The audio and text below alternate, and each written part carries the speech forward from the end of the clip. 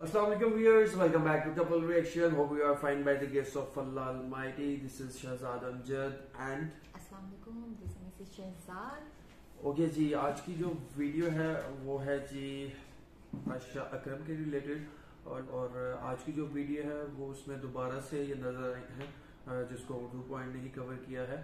आयशा अकरम जो टिकटॉकर हैं तो उन्होंने अपनी तरफ से सारा बयानिया रखा है कि जी क्या हुआ था और ये जो सारा बताया जा रहा है कि आपने हुदिया इकट्ठे किए थे अपने फैंस को या फॉलोअर्स को, तो सारा इसमें बताते हैं। इस वीडियो में देखते हैं कि जी क्या है, क्या बताती हैं ये। लास्ट तक जरूर देखिएगा। Meanwhile please like the video, subscribe the channel and share with your friends and family. Thanks a lot for your love, thanks a lot for your support. Yes, do subscribe, share and must like the videos. जिन्होंने subscribe किया उनके लिए बहुत बहुत बहुत बहुत प्यार दिल से बिल्कुल thank you so much. Thanks a lot. और आपके प्यार का, आपके सपोर्ट का बहुत शुक्रिया। और जिन्होंने नहीं किया अभी तक लाइक, हाँ। तो पैसे कोई नहीं लगते सब्सक्राइब करें। जिस रात ये वाक़या हुआ, अल्लाह करे कोई भी वीडियो ना लीक हो। इल्ज़ामात ये हैं कि भैया आपने अपील करके बुलाया था, ऐसा कुछ नहीं था। मीटअप का कोई प्लान नहीं था वहाँ। जिस बंदे ने ये फितना फैलाया है, किसी की इज्जत पर बात करना बहुत आसान होता है, लेकिन आपको नहीं पता मैं किस दर्द से गुजर रही हूँ। कर्ज का क्लेम करते हैं कि उन्होंने 1 लाख रुपए आपको भेजा, कैसा है? एक लड़की अपने कपड़े ही बचा सकती है ना, वो कपड़े बचाते बचाते क्या करेगी जब उसके पास कपड़े ही नहीं रहे। उर्दू पॉइंट की वीडियोस देखने के लिए हमारा चैनल सब्सक्राइब कीजिए और बेल के आइकन पर क्लिक कीजिए ताकि आप हमारी तमाम आने वाली वीडियोस से बाखबर रह सकें। अस्सलाम वालेकुम नाज़रीन, आप देख रहे हैं उर्दू पॉइंट और मैं हूं फ़ारूक वड़ाइच। मीनारे पाकिस्तान पे एक अफसोसनाक वाक़या पेश आता है, हरासमेंट होती है। वो वाक़या किन के साथ पेश आया और इन दिनों में उन पर क्या बीती और इस वाक़े के मुहरकात और जो बाकी चीज़ें हम हकीकत आपके सामने लाने की कोशिश करते हैं। आयशा अकरम साहब हमारे साथ मौजूद हैं। ये किस दिन का वाक़या है?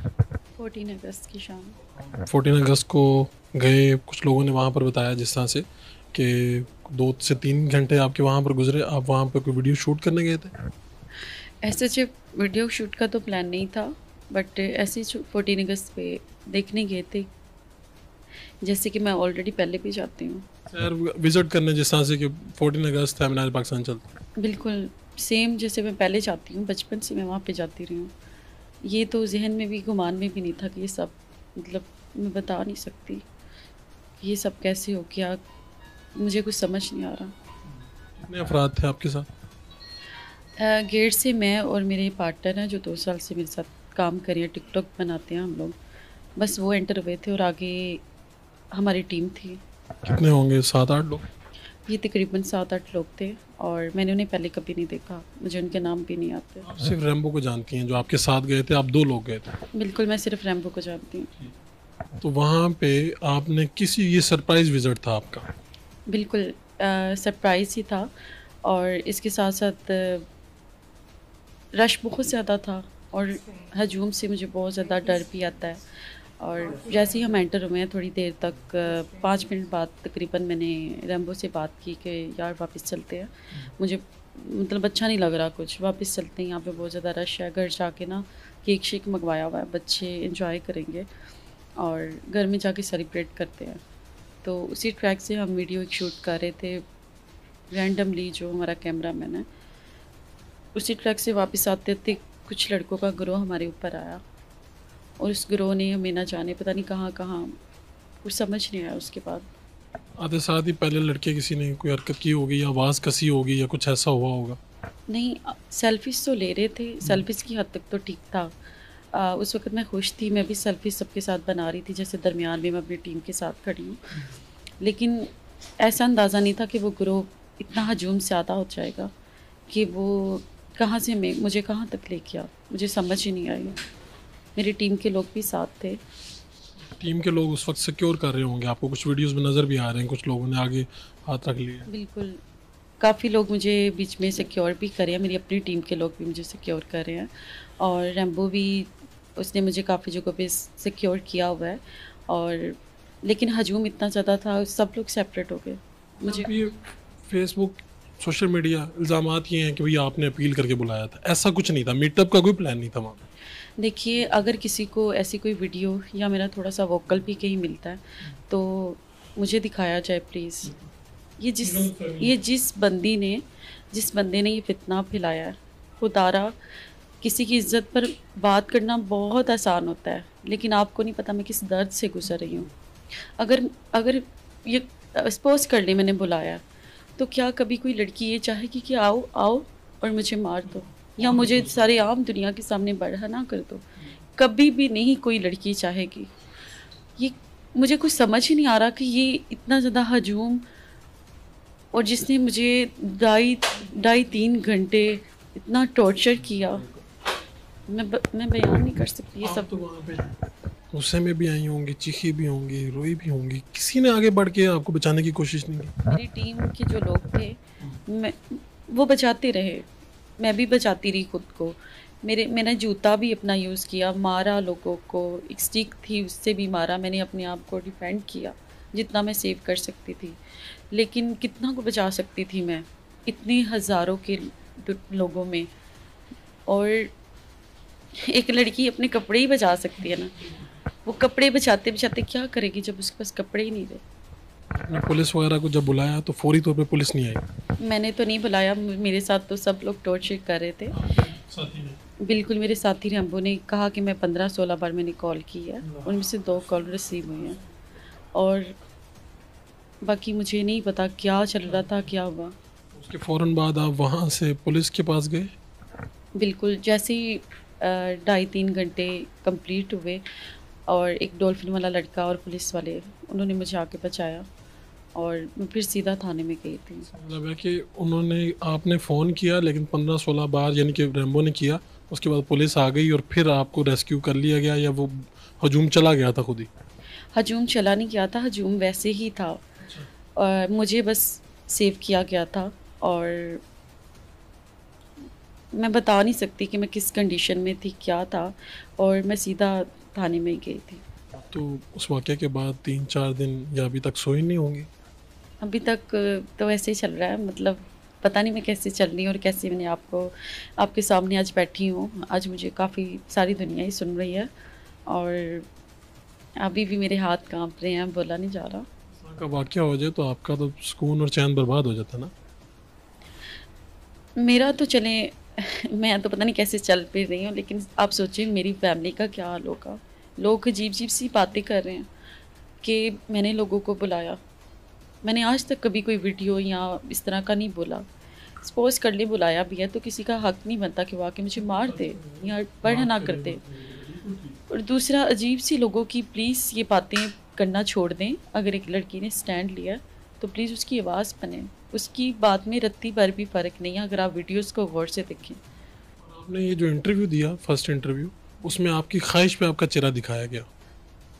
जी, मैं खुद उन्होंने कहा था कि आप मेरा चेहरा दिखाएं, उन्होंने कहा था ब्लर करना चाहते हैं हम। ऐसी बात नहीं है, मैंने ऐसी कोई बात नहीं की, ब्लर आई है कुछ आए, बस नॉर्मली मैंने एक इंटरव्यू दिया है और ऐसी कोई बात नहीं हुई। आपसे इजाज़त ली थी उन्होंने कि आपको विक्टिम, क्योंकि हम आमतौर पे जब किसी का इंटरव्यू करते हैं तो हम विक्टिम को ब्लर कर देते हैं। जी बिल्कुल, मुझसे पूछा गया था। आपने भी इजाज़त दी? जी बिल्कुल। ये बात बताएं कि आप, प्रोफेशन तो आपका कुछ भी है, लेकिन आप बेसिकली टिकटॉकर के तौर पे रिनाउंड हैं, लोग जानते हैं आपको। जी बिल्कुल, प्रोफेशन और पैशन मेरे दोनों चीज़ें मैं साथ लेके चल रही हूँ, और टिकटॉक और यूट्यूब्स पे मैं काम करती हूँ।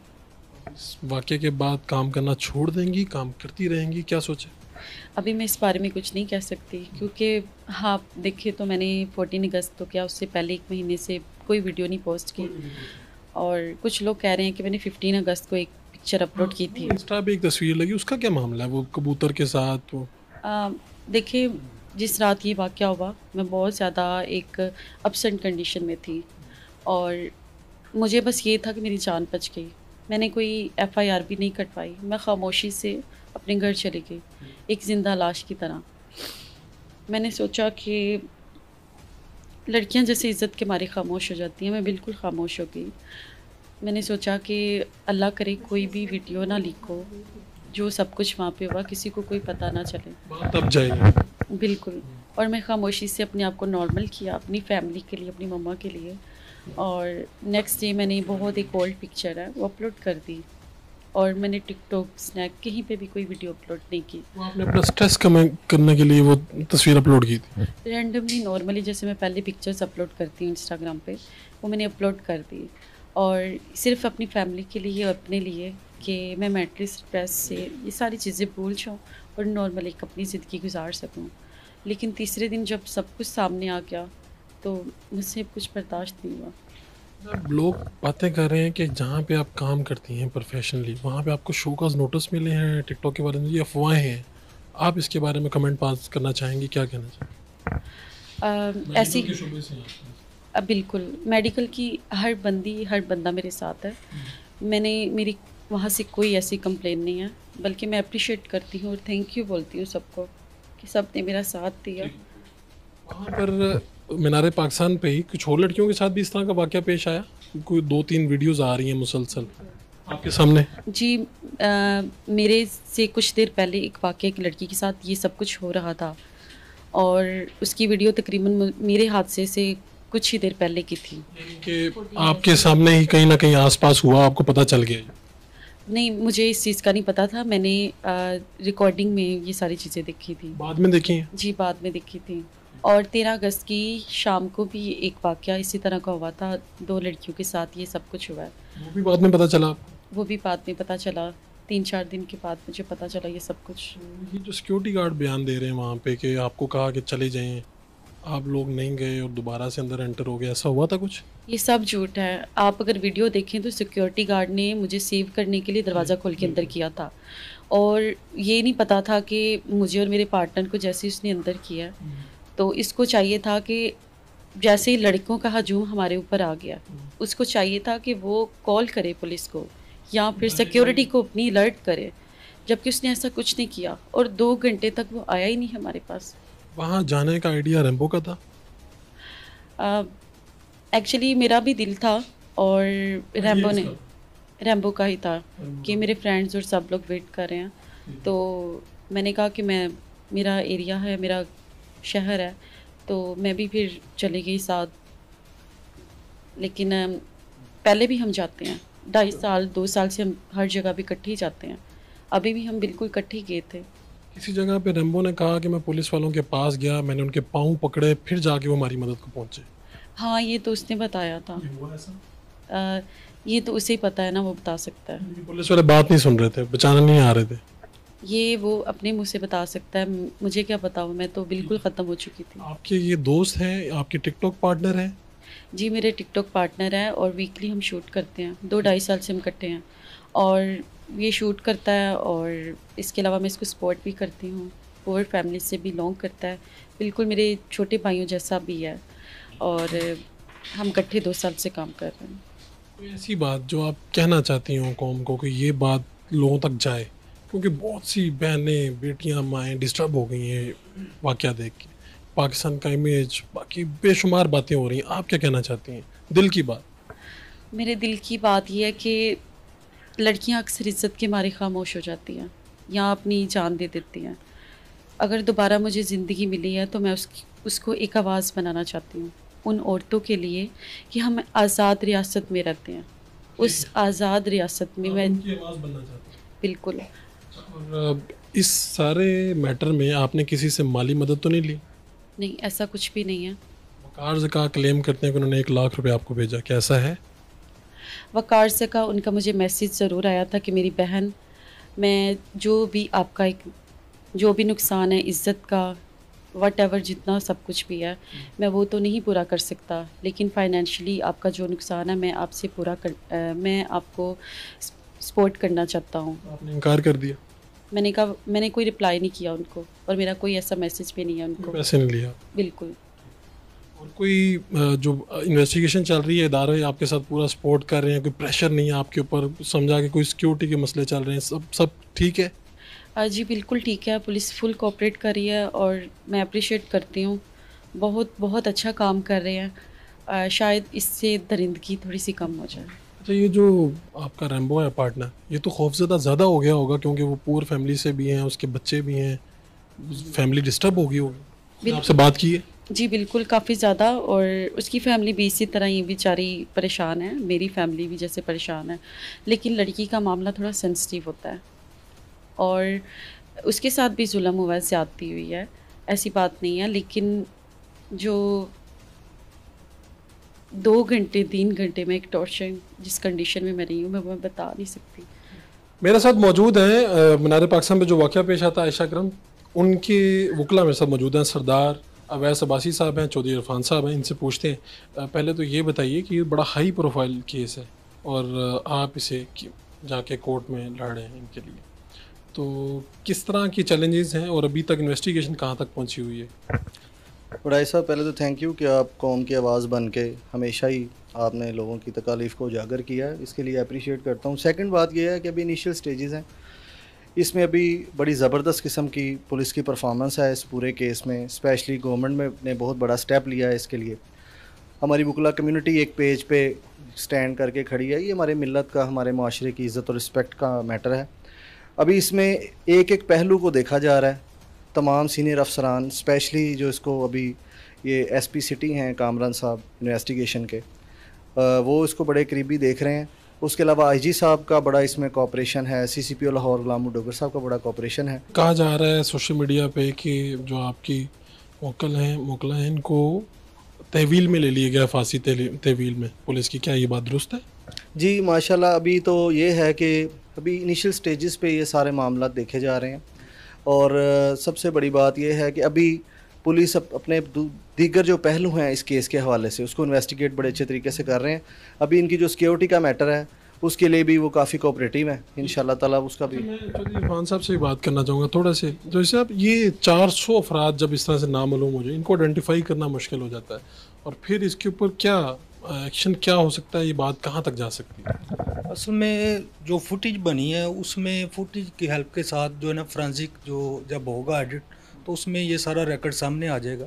इसमें जो एफआईआर लॉज हुई है वो 354A सेक्शन के तहत हुई, जिसकी इम्प्रिजनमेंट फॉर लाइफ है या डेथ पेनल्टी है इसमें, और फाइन भी इसके साथ इम्पोज हो सकता है। ये तो इन्वेस्टिगेशन जैसे जैसे आगे बढ़ेगी, जो लोग फुटेज में जिनके चेहरे आए हुए हैं, जियो फाइनेंसिंग होएगी उनकी, वो सारे के सारे कल्पर्ट्स जो हैं इंशाल्लाह वो अरेस्ट होंगे इंशाल्लाह। ओके जी, ये सारी आपने वीडियो देखी, अपना पॉइंट ऑफ व्यू रखिएगा, क्या सही है क्या गलत, और इंशाल्लाह अल्लाह ताला हक को सामने लाए, आमीन सुम आमीन। और जो इस सब में अपना बैड किरदार अदा करना चाह रहे थे उनको भी इबरत का निशान बनाए, ताकि जो इस कौम की और बहन बेटी माओ की जो इज्जत है वो सिक्योर रह सके, आमीन सुम आमीन। जो इसमें इन्वॉल्व है सब ईमानदारी से अपना काम करें और जो वाकई ही इसमें कसूरवार हैं उनको सजा होनी चाहिए, बिल्कुल होनी चाहिए, हाँ वो मर्द हो या औरत हो। तो 400 के 400 वो लोग तो गुनहगार हैं ही, वो तो डेफिनेटली सबको पता है गुनहगार है, ठीक है। तो कोशिश पूरी करनी चाहिए, क्योंकि ये अब हमारा नेशनल नहीं इंटरनेशनल इशू बन चुका है, और अगर अपनी इज्जत बचानी है, पहली बात तो ये है कि इज्जत एक औरत तो की दाग तो लग चुका है, बिल्कुल, एक औरत की हो या 100 औरतों की, एक इंसान की भी इज्जत जो है वो पूरे माशरे की इज्जत चली जाती है उससे, ठीक है। तो कोशिश यही करें कि जो हो गया वो तो हो गया, लेकिन जो अब इसको कवर कैसे करना है, कवर इसी तरह हो सकता है कि जो इसमें गलत है, जो कसूरवार है उनको सजा दी जाए, ताकि आइंदा आने वाले जो वाक़यात हैं, और बाकी वो कुछ इस तरह का डिस्कस भी कर रहे थे, कुछ और भी ऐसा हुआ था, तो अल्लाह माफ़ी दे के, पता नहीं हम किस साइड पे जा रहे हैं कुछ पता नहीं है। सिर्फ कुछ एक इशू जो मुझे नज़र आता है वो ये भी है कि निकाह को आम नहीं किया जा रहा, ठीक है। निकाह को जो है बेसिकली वो आपकी बात ठीक है, निकाह को आम नहीं किया जा रहा, लेकिन हमारी जो एक सारा माइंडसेट एक यूथ का बन रहा है वो वेस्टर्न कल्चर को फॉलो करते हुए बन रहा है, ठीक है। हमने जो अल्लाह रसूल के जो कवानीन हैं वो टोटली अनफॉर्चुनेटली रद्द कर दी हैं ऑलमोस्ट, ठीक है, और हम वेस्टर्न्स को फॉलो कर रहे हैं, और वेस्टर्न्स में जो आजकल जो होता है सारा कुछ वो उनका कल्चर बन चुका है, ठीक है। उनके लिए जो छोटी मोटी ये सारी चीज़ें हैं ये उनके लिए कुछ भी नहीं है, क्योंकि उनका कल्चर है वो सारा कुछ यूज टू हो चुके हैं उस बारे में, लेकिन हम लोग का ये कल्चर नहीं है, लेकिन अनफॉर्चुनेटली उनको फॉलो करते हुए हम भी उस track per day by day जा रहे हैं, जो कि हमारे लिए बाद में एक पस्ती लाएगा। और यही जो सारी इश्यूज हैं हमें बाद में हम लोग इसको कहते हैं कि ऐसा नहीं होना चाहिए, वैसा नहीं होना चाहिए, बिल्कुल नहीं होना चाहिए। लेकिन स्टार्ट में जो अब हम बीच बो देते हैं उसको तो हम कंट्रोल कर सकते हैं। हम हर बंदा अपने लेवल पर, जो पेरेंट्स हैं वो अपनी औलाद को कंट्रोल कर सकता है, उसको बता सकता है कि जी बिल्कुल ये ठीक है, ये गलत। और अब जो वकील साहब थे ये बता रहे हैं जी अब पुलिस बहुत अच्छी परफॉर्मेंस कर रही है, ऐसे तो वैसे। तब पुलिस कहाँ थी? बात तो क्वेश्चन इधर आके अराइज होता है ना, तब पुलिस कहाँ थी? ऑन द स्पॉट अगर फॉर एक मीनार पाकिस्तान है, सीसीटीवी कैमरास भी लगे होंगे, ठीक है, सीसीटीवी कैमरास लगे होंगे, आपको रिपोर्ट की है एक बंदे ने, कहीं और लोगों ने भी कॉल की होगी, या कोई एक ऐसी पब्लिक प्लेस है और 14th अगस्त है, ठीक है, किधर थी सिक्योरिटी, किधर थी पुलिस, किधर थी ये डॉल्फिन जो इतनी सैलरीज लेते हैं, ठीक है। इन दी एंड जब सारा कुछ हो गया तब पुलिस आ रही है और आप कह रहे हैं परफॉर्मेंस, और उसने भी ये एक्शन लिया, उसने वो एक्शन लिया। चलें अभी परफॉर्मेंस अच्छी कर लें तो अच्छी बात है। ओके जी, मिलते हैं आपसे नेक्स्ट वीडियो में। टेक केयर, अल्लाह हाफिज।